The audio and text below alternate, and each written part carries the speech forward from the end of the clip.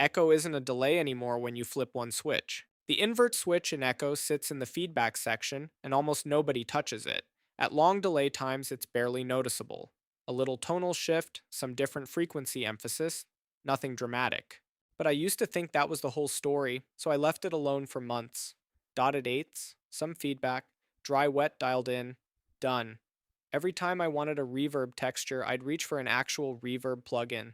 Then I started messing with it at short delay times and everything changed. Set your delay time to somewhere between 15 and 25 milliseconds, push feedback up to 80 or 90%, and flip invert on.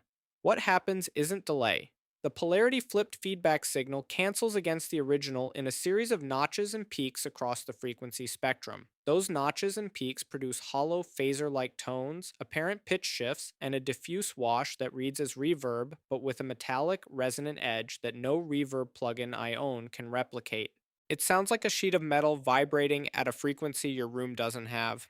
The reason feedback has to be high is that the phase cancellations need to accumulate across slow repeats to build into something dense. At 80 to 90%, the thing sustains and breathes instead of producing discrete echoes.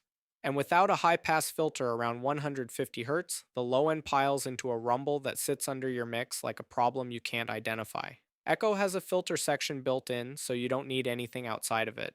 15 to 25 milliseconds, 80 to 90% feedback, invert on, high pass at 150 Hz. That's the whole recipe. If you want to go deeper on Echo, comment Ableton and I'll DM you a link.